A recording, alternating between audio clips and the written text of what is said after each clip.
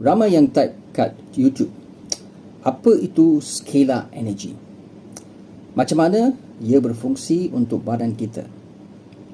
Hari ini saya nak kongsi sikit pasal konsep tenaga yang mula dapat perhatian orang ramai. Nama saya Johnson daripada Valve Asia.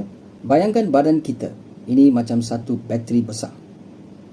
Setiap sel ada cas elektrik tersendiri. Bila kita penat, stres atau kurang rehat, cas ini makin berkurang.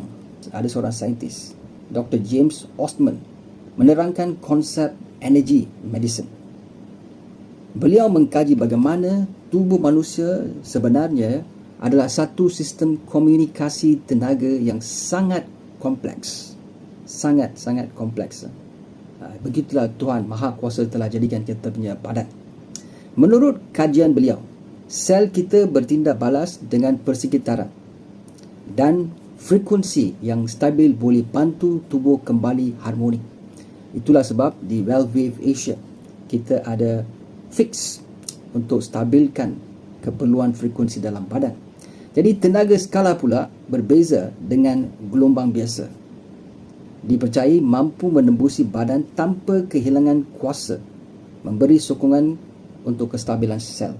Jadi tenaga skala dia tak jatuh, dia punya tenaga dia stabil. Jadi macam mana nak menafahatkan konsep ini setiap hari?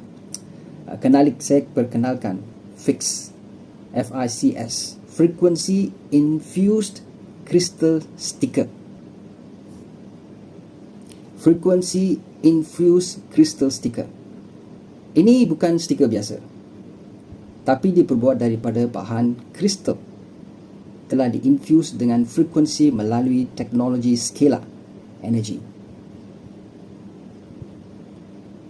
Frekuensi seperti nitric oxide. Ini bukan nitric oxide, frekuensi nitric oxide, vitamins dan juga mineral disimpan di dalam untuk sokong kesejahteraan badan.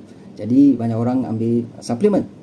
Kamu teruskan dengan suplemen tu, tetapi dalam fix ni ada mempunyai frekuensi suplemen. Okey. Jadi fix tidak menyembuhkan, saya nak beritahu, dia tak menyembuhkan apa-apa.